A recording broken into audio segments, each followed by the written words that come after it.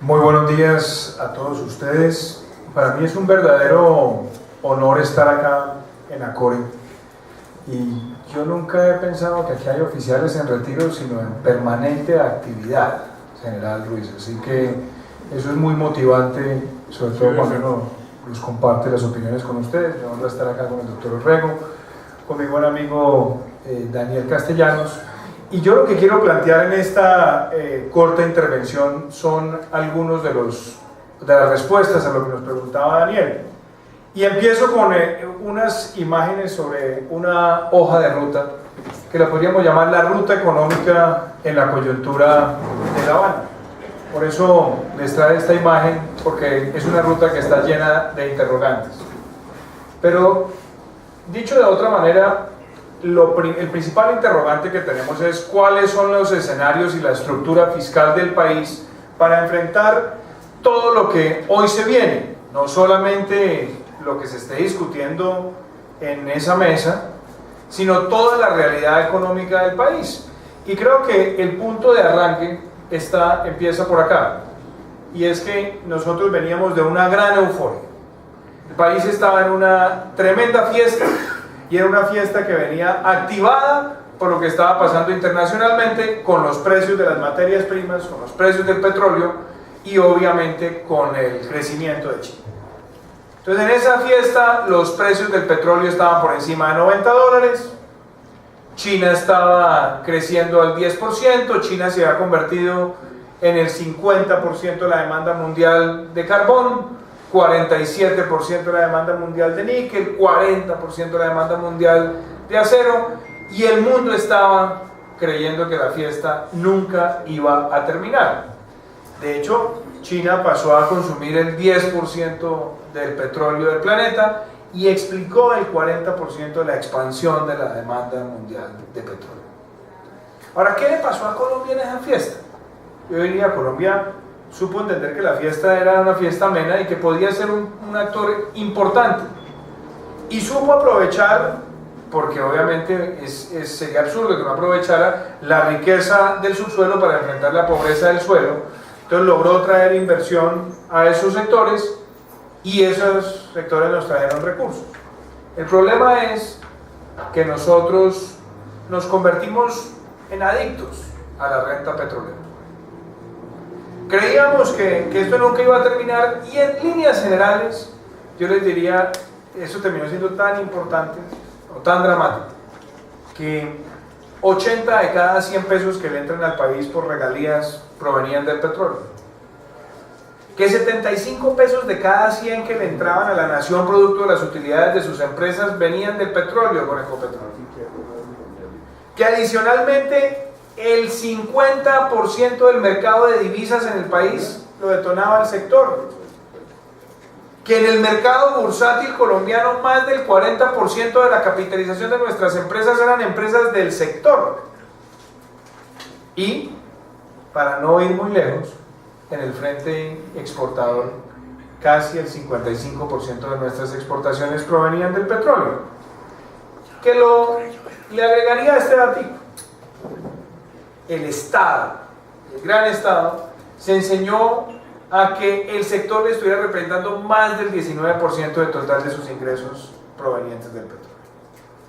Esa era la gran fiesta, y el problema es que, como pensamos que la fiesta iba a ser así para siempre, planeamos, y lo que ustedes ven acá en la imagen, y esto no es un examen de optometría, no explico que miren con detalle todas las cifras, lo que quiero decirles es, el gobierno estaba pensando que el precio del petróleo, y aquí se los voy a mostrar, iba a estar entre el año 2014 y el año 2024 por encima de $100. Y además pensábamos que íbamos a producir más de 1 millón de barriles. Entonces, sobre estas proyecciones fue que nosotros empezamos a hablar del post-conflicto. Porque esto era en medio de la euforia de ese inicio de las negociaciones. Entonces nos sentíamos ricos, que teníamos plata para muchísimas cosas. Hablábamos en billones de pesos, recorríamos el país, uno escuchaba a todos los funcionarios hablando en billones. Yo nunca había escuchado eso en la historia, siempre había millones, acá empezamos a hablar billones como nueva denominación del gasto público. Y esto creo que es importante en un contexto donde el gobierno gastó mucho más de lo que le estaba entrando. Es más, el gasto público entre el año 2010 y el año 2014 creció casi que al 11% por año cuando la economía apenas crecía al 4.5%. Y lo más triste es que durante ese tiempo también hicimos un gran esfuerzo tributario y el país recaudó o aumentó el recaudo en más de un 50%. Pero el pecado original, si lo hay, es que aumentamos todos nuestros gastos permanentes basados en una bonanza que pensábamos esa fiesta iba a durar para siempre. Y la fiesta, señores, se acabó. La fiesta se acabó, terminó. Y ese fin de la fiesta nos tiene que replantear las inquietudes fiscales. Porque lo primero es que vinieron grandes desbalances. ¿Cuáles fueron los desbalances? Pues que el precio del petróleo se nos cayó de 97, 98, 100 a 35. Y entonces la primera gran consecuencia, un déficit de cuenta corriente que supera los 48 billones de pesos. Y alguien lo tiene que pagar. Esto nos muestra la diferencia que hay y la implicación que había en el frente externo por unas exportaciones altamente dependientes en ese sector. Pero además con otro pecado original, y es que en medio de la fiesta nunca pensamos en diversificar nuestra oferta de exportaciones. Y por eso el 55% de lo que exportamos a Estados Unidos es petróleo, el 64% a Europa, o el 72% a China, o el 80% a India. Entonces nos tomó ese fin de la fiesta bastante impreparados, con otras implicaciones. Obviamente, como estaba tan vinculado a nuestro mercado de divisas con el sector, vino una rápida devaluación. La devaluación en un país que se había convertido en demandante de insumos trajo inflación. La inflación afecta la calidad de vida y el ingreso de los hogares. Y por otro lado vino un gran aumento de la deuda pública. Deuda pública que también se incrementa porque, como nos sentíamos ricos, también teníamos otra figurita en nuestra contabilidad que es deuda, pero no la llamamos deuda, que se llaman vigencias futuras, y se expandieron de 30 a 89 billones en los últimos 2 años. Y creo que todo esto es importante traerlo porque lo primero, para empezar, es con ese fin de la fiesta, es que nosotros vamos a tener que empezar a hablar de los recursos para el postconflicto. Y como hicimos la planeación del postconflicto con petróleo a 100 y ahora está en 35, quiere decir que todos nos tenemos que apretar porque postconflicto o posacuerdo o post-Nobel o lo que lo quieran llamar, implica que va a haber un gran choque entre la demanda por recursos con lo que aquí se llama postconflicto. Es decir, la educación va a chocar con eso, la salud va a chocar con eso, la vivienda va a chocar con eso, o de pronto entraremos en el terreno pues, del maquillaje, donde a todo lo llamaremos postconflicto para decir que la plata se cumplió. Pero en estricto rigor, ahí estamos teniendo un problema. Lo segundo que preguntaba Daniel, ¿hay un dividendo de la paz? Yo creo que a eso hay que ponerle sus justas dimensiones, y por eso he invitado a mi buena amiga y amiga de ustedes, Gloria Valencia Castaño, con El precio es correcto. A nosotros nos han dicho es que Colombia es un país en guerra, y a mí me preocupa cuando usamos esas palabras tan fuertes y a veces tan lejanas de la precisión, porque yo diría, bueno, si estamos en guerra, pues miremos cómo nos ha ido en el periodo reciente de la guerra, como dirían los que tratan de dividir el país entre amigos y enemigos de la paz. Entonces dicen el gobierno anterior era el gobierno de la guerra, y en el gobierno de la guerra yo decidí compararlo con países como México, como Perú, como Chile, como Costa Rica, y miren lo que me encuentro en crecimiento del PIB. El país en guerra creció en promedio al 6.17%, y yo digo, bueno, pero entonces, ¿de qué estamos hablando? ¿Será que en realidad estamos diciendo que esto es una guerra, o estamos hablando que hay lugares del país donde hay muchísima tensión por la confrontación con la ilegalidad? Primer tema que aquí yo creo que hay que dejar claro. Lo segundo, miren, la inversión. La inversión es casi que igual en los países, y hoy América Latina se favoreció de un entorno internacional propicio para la inversión. Colombia no fue la excepción, pero no veo al país en guerra ahí. Y algo todavía más interesante, en el crecimiento de las exportaciones. El país en guerra crecieron sus exportaciones 364% por encima de los demás en el mismo periodo. Entonces lo que quiero decir acá es que lo curioso en ese periodo para Colombia es que Colombia adelantó una política de seguridad democrática, de la mano con la inversión, de la mano con la cohesión social, pero el mensaje es que el verdadero dividendo de la paz es el dividendo de la seguridad, porque no se puede construir el concepto de paz sin que empiece el concepto de seguridad a ser el eje central de la conversación. Y la seguridad es la ausencia de violencia y es el pleno ejercicio de las libertades de los ciudadanos. Y eso me trae a este otro tema. Ahora a la tercera pregunta que hacía Daniel. ¿Y cómo nos estamos preparando para lo que llamamos acá posconflicto? Yo diría, el problema acá es de ingeniería de detalle. Ahora que a Codere le gusta hablar mucho de ingeniería de detalle, pues a mí me pareciera que estamos un poco vendados en esta conversación, porque todo lo que está en el papel está como a 30.000 pies de altura y resulta que articular todo lo que esté en los papeles requiere una institucionalidad local adecuada, una capacidad de la fuerza pública adecuada, unos mecanismos de aparato judicial adecuados, la provisión de bienes públicos, etcétera, etcétera. Y por eso yo les quiero dejar planteados acá unos interrogantes en lo que también nos decía Daniel. Y es, ¿será que realmente estamos hablando acá de la palabra paz? ¿Será que realmente lo que entendemos los colombianos que queremos un país distinto por paz es lo mismo que entienden las FARC por paz?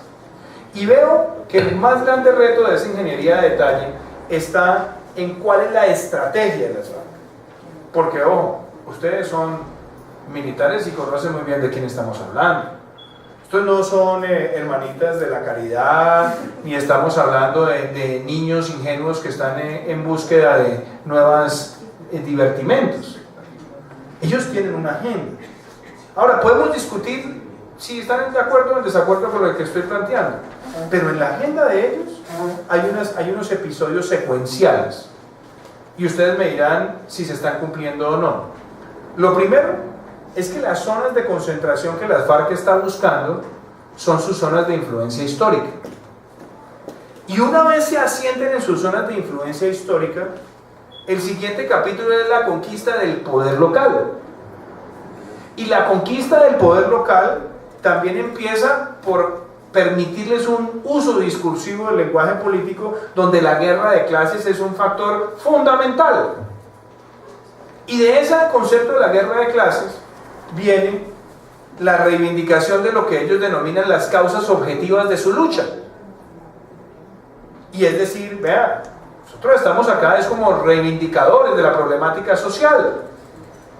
Y lo van a hacer para exacerbar y confrontar y al mismo tiempo lograr una mayor capacidad de reclutamiento político con un término que yo lo he denominado populismo agrarista, que también va encaminado a una confrontación y a una lucha contra el sector privado y vendrá de la mano con alcaldes, eventualmente con gobernadores y con curules a dedo en el Congreso.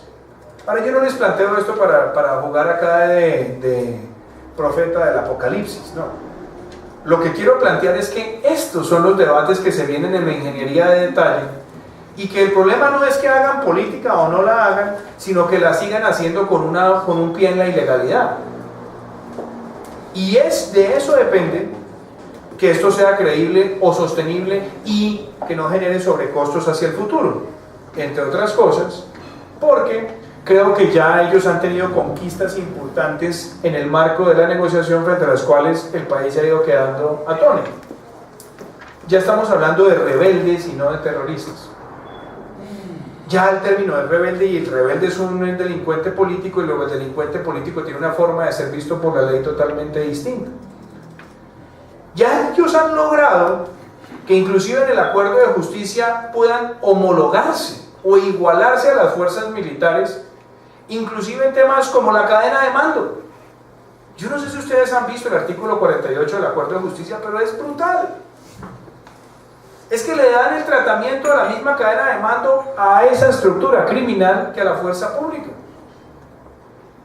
U otro artículo que tiene el acuerdo de justicia donde se equipara como delito político el dar de baja efectivos de la fuerza pública, como si ellos utilizaran protocolos de combate, como si el dar de baja a los soldados de Buenos Aires, Cauca, con sevicia, de noche, porque es la única forma que la fuerza irregular puede enfrentar a la de la institucionalidad, ahora le van a dar tratamiento de delito político muy grave.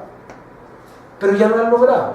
Eso ya en el acuerdo de justicia que han dicho que está cerrado y escrito en piedra y demás cosas, eso está. Y está el hecho de estar creando una institucionalidad propicia para ese acuerdo. Un plebiscito que cambie las reglas de juego, un congresito que reduce el poder legislativo y lo deja sometido a que el Estado pone los temas y además el Estado dice qué se puede discutir y qué no se puede discutir y qué se puede modificar y qué no se puede modificar. Y viene además otro tema, y es que de alguna manera se le ha reivindicado a través de historiadores, de discursos, inclusive con los mismos temas, que las FARC son una organización que busca reivindicar una mejor política agraria, sindical y social.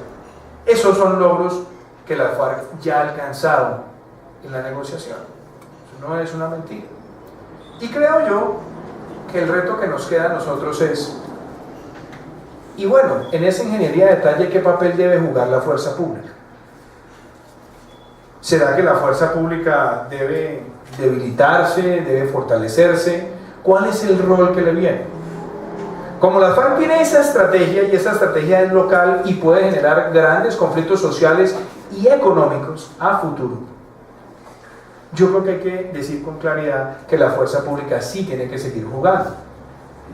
Y eso implica que la doctrina militar y la forma de concebirse estratégicamente tenga que seguir garantizando el control de todo el territorio, para que no exista la posibilidad de combinar política con armas o política con ilegalidad o política con narcotráfico, como se cierne hoy en el país. Que el riesgo está. O yo no sé si no nos hemos dado cuenta de lo que pasó en Conejo. El riesgo está. Y obviamente esto implica volver a tener un gran control sobre las zonas de frontera, porque ahí es donde están los cordones estratégicos de narcotráfico con otros países. Eso implica volver a reconstituir exitosamente la red de cooperantes, volver a generar esos consejos permanentes donde la fuerza pública se encuentra con la comunidad, establecer sistemas de recompensas para estar monitoreando que no haya un pie en la ilegalidad, mantener la coordinación de la fuerza, y eso implica que la policía no salga de las Fuerzas Armadas para generar una división institucional que fragmente la unidad de los cuerpos de fuerza que van de la mano con la institucionalidad del Estado y con el aparato judicial. Y esto implica también una desarticulación permanente de esas estructuras ilegales, el mejorar la capacidad de la justicia penal para que cuando se presente la reincidencia o ese factor de criminalidad o de ilegalidad podamos castigarlo ejemplarmente. Y yo les diría, para cerrar, aquí es cómo vamos a lograr que también protejamos las ciudades.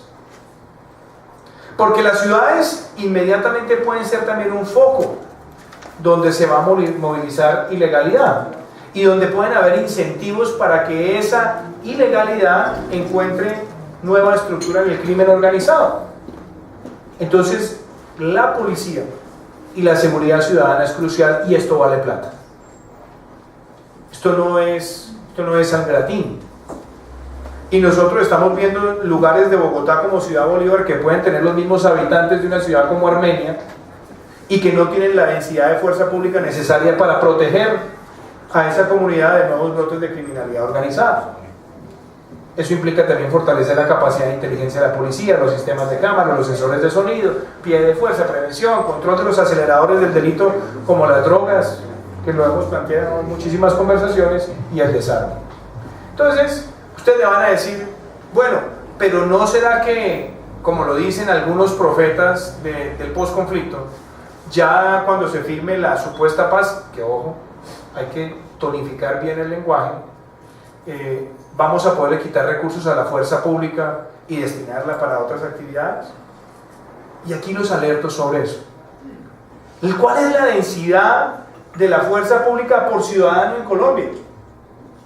Y a mí me da que en Colombia tenemos 102 ciudadanos por cada efectivo de la fuerza pública del 2013. Me da 268 personas por cada efectivo de la Policía Nacional. Y me da 165 personas por cada efectivo de todas las fuerzas combinadas. ¿Será esa densidad la conveniente para un periodo de gran desmovilización? Donde además hay riesgos de transitar en la ilegalidad en un país con un territorio tan complejo. Y si lo miro por la densidad territorial, pues ni hablar. Yo estoy viendo que la densidad es un efectivo por cada 4.4 kilómetros cuadrados en el país.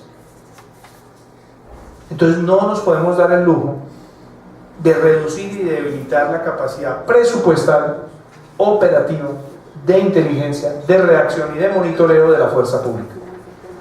Y por supuesto, también va a ser muy importante que la fuerza pública en la confrontación ideológica que se puede venir, mantenga la capacidad de conquistar los corazones y las mentes de los colombianos, y eso implica que los batallones de ingenieros de salubridad mantengan ese contacto permanente con las comunidades, sobre todo en lugares apartados. ¿Qué otros desafíos quedan acá? Para seguir respondiéndole las preguntas a Daniel. Es que como se acabó la fiesta y vienen todas las presiones de gasto y no deberíamos debilitar estructuralmente el presupuesto de la fuerza pública, entonces ¿de dónde lo vamos a financiar? ¿Impuestos? ¿Será que los impuestos son capaces de suplir esa bonanza petrolera? ¿Y quién lo va a pagar? Entonces nos dicen el IVA. Entonces le vamos a aumentar el IVA a un 19%, pasándolo del 16 al 19%, cuando la inflación crece, cuando la economía se desacelera. ¿No será eso de pronto un esquema de salvavidas de plomo que puede resentir aún más la confianza de los consumidores, que ya está en el nivel más bajo desde el año 2002?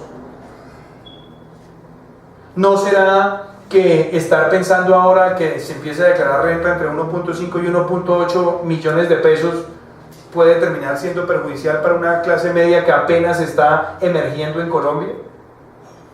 Y que una familia donde hay 2 ingresos de 3 salarios mínimos, ¿con qué sueña? Con la educación privada de sus hijos.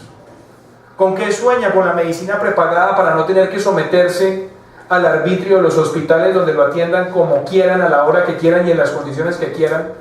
Entonces, esa familia que va a contribuir de habernos gastado la plata de la renta petrolera cuando no la ahorramos para la época de vacas flacas, eso también va a afectar, respondiendo a la pregunta de Daniel, la discusión política en el Congreso, porque bajo ninguna circunstancia podemos pasarle a la clase media emergente o a los hogares menos favorecidos la cuenta de cobro de no haber ahorrado en la época de las vacas gordas y ahora querer resolverlo con impuestos.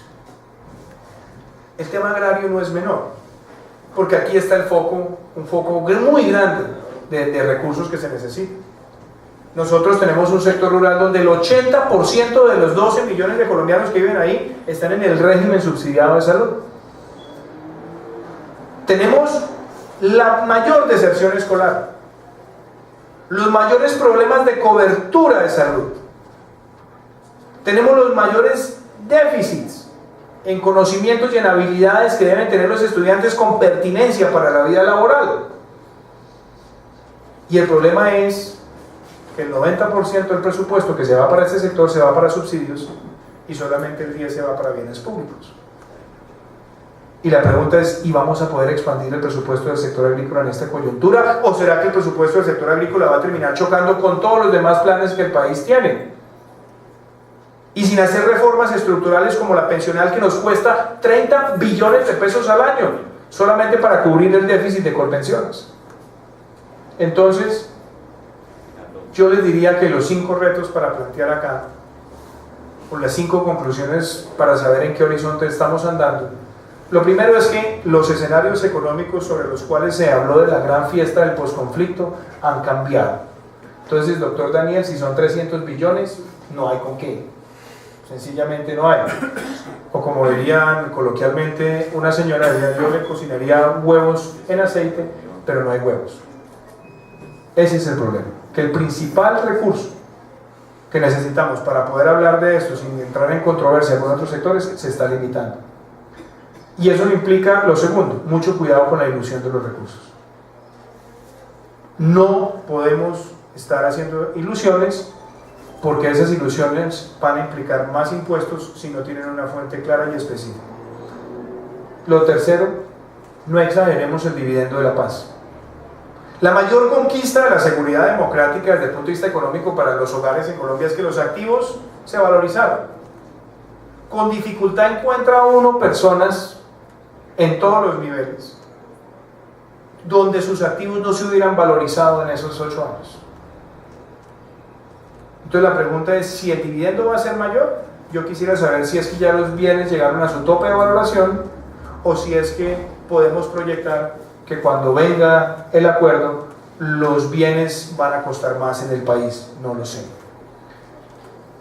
Las Fuerzas Armadas son parte estructural de la ingeniería de detalle y por eso no se debería afectar su presupuesto, y el desarrollo rural es la parte central del modelo económico. Y déjenme cerrarles con esto. ¿Por qué esta discusión es importante y es relevante hoy? Porque en medio de este proceso de La Habana, lo que tenemos que garantizar es que el modelo económico del país y el modelo de sociedad colombiana no se vea afectado. Porque además ya está implícito en una carta política, y eso implica que nosotros tengamos absoluta claridad que este proceso es como verlo, hay que verlo como sembrar un árbol. Y en esa siembra, yo lo que quiero mostrarles a ustedes acá, es que el terreno en el cual se tiene que constituir ese árbol es el terreno de la confianza. Y el país está viendo la confianza deteriorarse. Hay que prevenir que la confianza se vaya, y hay que tener claro que hay 3 semillas. El orden. Y el orden no es un concepto autoritario, no, son las reglas de juego en la sociedad para que no haya discrecionalidad entre a quién se le aplican y a quién no. Eso es un problema fundamental de la sociedad colombiana, porque no puede ser que tengamos raseros distintos para juzgar el talante de los criminales dependiendo de su ideología. Entonces es que un homicidio cometido por un marxista es distinto a un homicidio cometido por un paramilitar o un homicidio cometido por un delincuente común. No puede ser.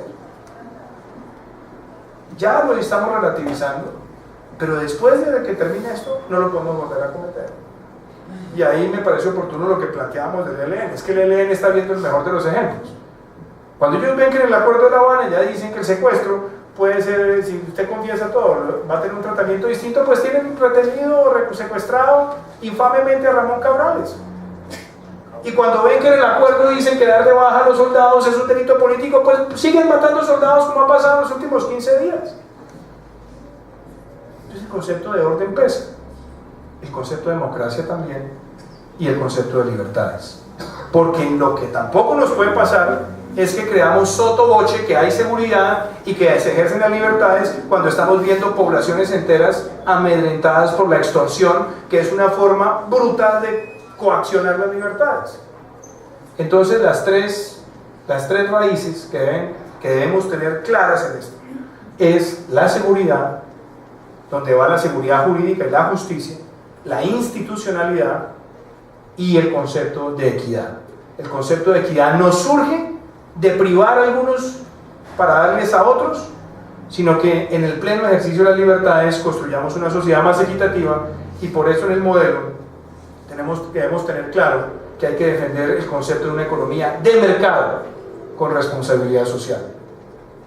Y eso implica transparencia en lo fiscal, eso implica transparencia en lo monetario, pero eso implica también una sociedad de emprendedores y de empresas, porque no podemos mejorar la política social sin empleos estables, y los empleos estables están en la economía de mercado, no en el Estado, no en los subsidios. Yo les diría que 3 grandes ramas surgen de acá: la competitividad, el capital humano, donde está la educación, la salud, donde está la vivienda, y está el concepto también de innovación y emprendimiento. los 3 frutos que nosotros queremos generar con este modelo. El primero es empleos dignos. Es que lo que más requiere Colombia son empleos estables.